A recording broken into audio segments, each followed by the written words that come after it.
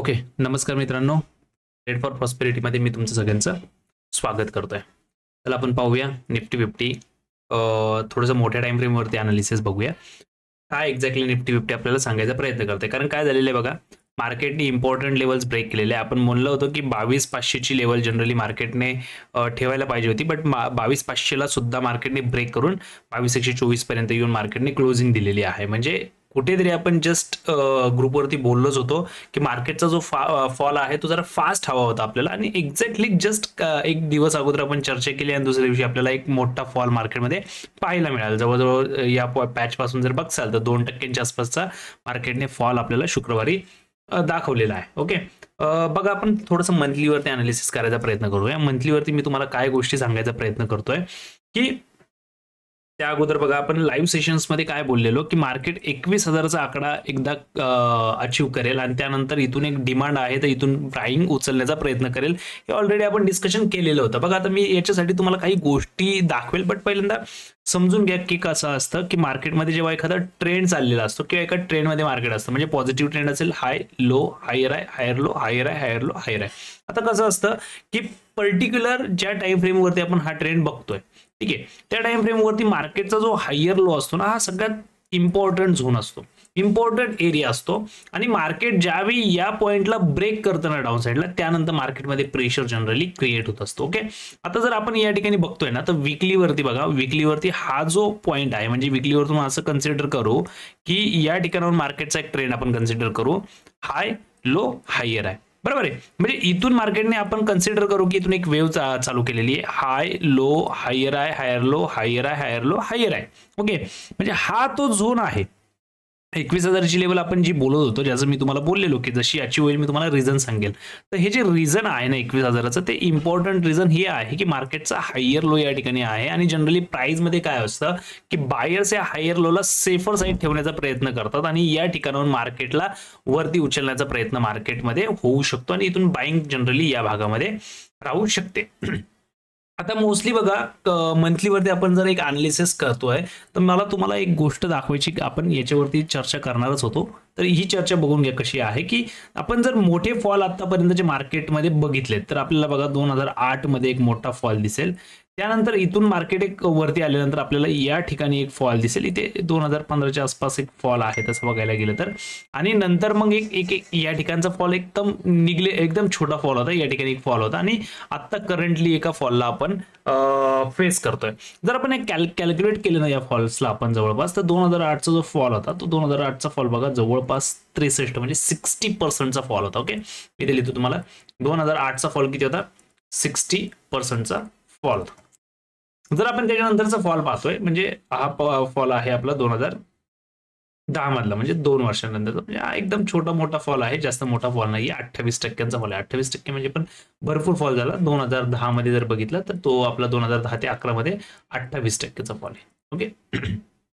नंतर आपण जर फॉल बघतोय 2014 मध्ये, 2014चा फॉल जर बघतोय तर हा कुठेतरी 25% फॉल आहे. 2015चा फॉल 25%चा फॉल आहे. त्यानंतर आपण फॉल बघतो, that is corona crash directly 2018 मध्ये. तो जर फॉल पाहतोय आपण तर कुठेतरी 40%चा फॉल आहे. 2018 मध्ये 40%चा फॉल.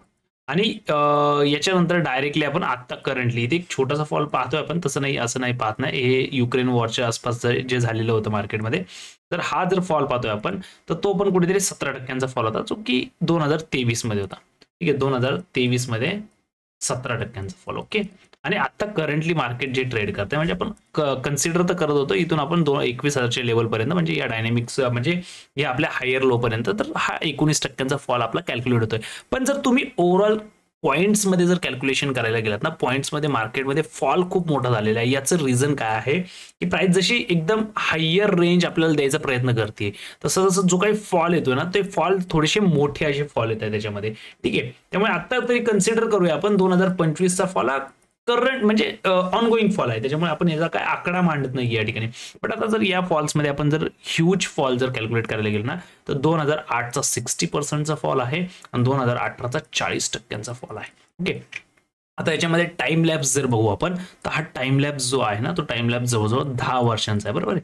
10 इयर्सचा, म्हणजे 2008 नंतर 2018 म्हणजे 10 वर्षांनंतर इतका मोठा फॉल आपल्याला निफ्टीमध्ये पाहायला मिळाला होता. आता याच्यामध्ये समजून घ्या, मी तुम्हाला एक एक्झाम्पल दिलं होतं मागच्या एका व्हिडिओमध्ये, आपण बोललो होतो त्याच्याबद्दल, की ज्यावेळी एक पर्सन दगड 90 डिग्रीने फेकतो आणि अशा पद्धतीने फेकतो. बरोबर आहे. तुम्ही इथे कॅल्क्युलेट करा, 2008 पासून ते 2018 पर्यंत जर तुम्ही मार्केटची मोमेंटम बघता ना, काहीतरी या प्रकारची आहे.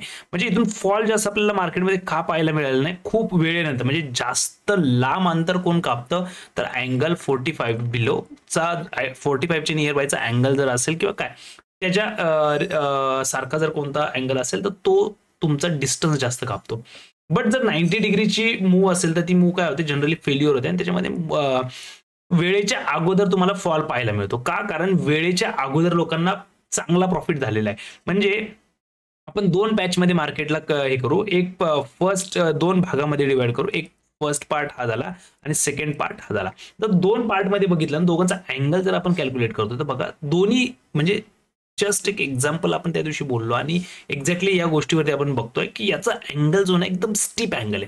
त्यामुळे याच्यामध्ये जर हे 10 वर्षांमध्ये आपल्याला मिळत आहे, तर इथे 2018 नंतर 2025 म्हणजे किती झाले तुमचे 18, 19, 20, 7 वर्ष, 7 इयर्स मध्ये 7 इयर्स नंतर एखादा मोठा फॉल, म्हणजे पहिल्यांदा आला 60%, नंतर आला 40%, नंतर एखादा मोठा फॉल जर मिळतो आपल्याला, तर याच्यामध्ये काही मोठं असं वेगळं असं मार्केटमध्ये घडतंय किंवा काय असं कन्सिडर करू नका. बट हा जो काही फॉल मिळेल ना, हा पण चांगला जर फॉल मिळतोय, तर हे या थेअरीच्या दृष्टीने, म्हणजे ही थेअरी आपण एक थंब रूलच्या अकॉर्डिंग आपण कन्सिडर करतो, तर या थेअरीच्या अकॉर्डिंग आपण कन्सिडर करू शकतो की याच्यामध्ये चांगला असा फॉल आपल्याला पाहायला मिळतो या ठिकाणी. आता याच्यामध्ये काही लेवल्स मी काही नोट डाऊन करून ठेवलेले आहेत, त्यांना मी मार्क करायचा प्रयत्न करतो.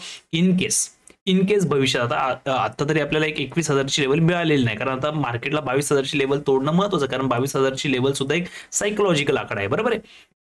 21,000 पहिल्यांदा तुटतोय, त्यानंतर बट त्यासाठी पण आपण काही लेवल्स अशा बघूया. जर इन केस मार्केटमध्ये आपण जर कन्सिडर करतोय की 2008 नंतर 2018 आणि 2018 नंतर हा 2025 असं जर आपण कन्सिडर करतोय, तर फॉल किती पर्सेंटचा आपण कन्सिडर करावा.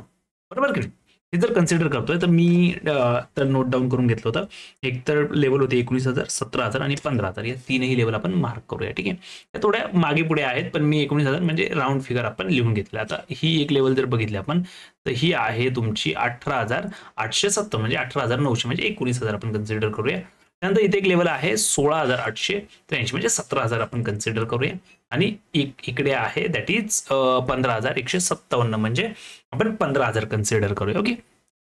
म्हणजे जर इन केस आपण इथून कॅल्क्युलेशन करायचं ठरवलं, म्हणजे टॉप पासून जर प्राइस तुमची पडली इथे बॉटम पर्यंत 21,000 पर्यंत जर पडली, तर आपला किती टक्क्यांचा फॉल होऊ शकतो, हा फॉल राहू शकतो आपला 20%चा फॉल राहू शकतो.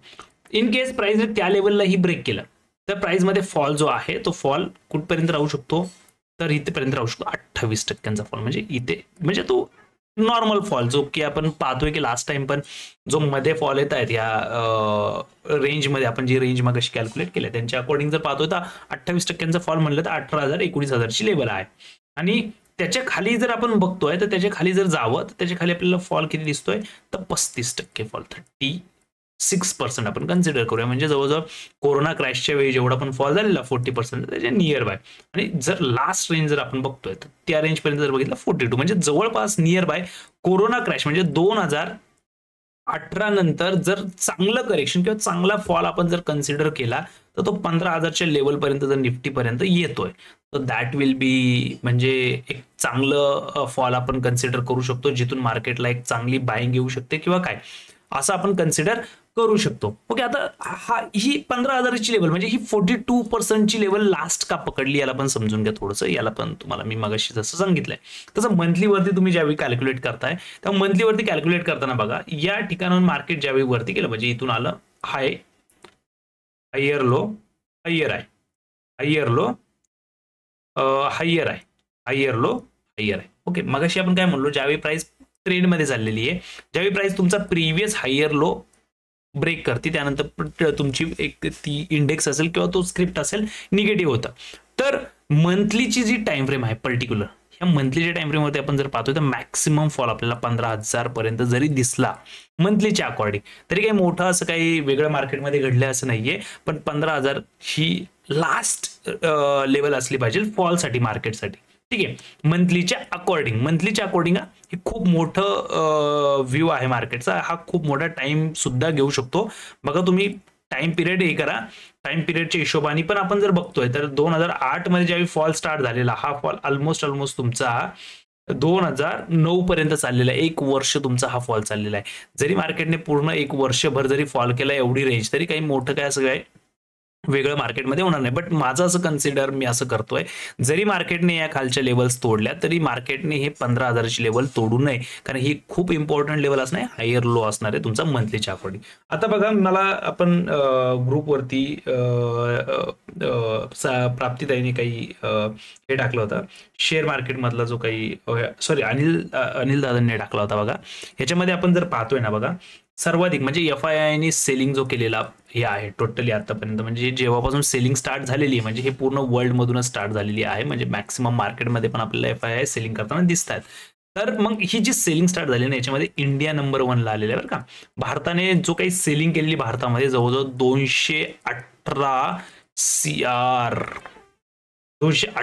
CR डॉलरची सेलिंग ही तुमची आपल्या इंडियन मार्केटमध्ये झालेली आहे. सेकंड नंबरला बघा कोण आहे, सेकंड नंबरला तायवान आहे. तायवानमध्ये जी झालेली ती कुठेतरी 111 करोड, म्हणजे ही याचा डिफरन्स समजून घ्या. 111 आणि 218 म्हणजे जवळजवळ 2 पटीचा डिफरन्स. आणि 3 नंबरला कोण आहे, 3 नंबरला आहे ब्राझील.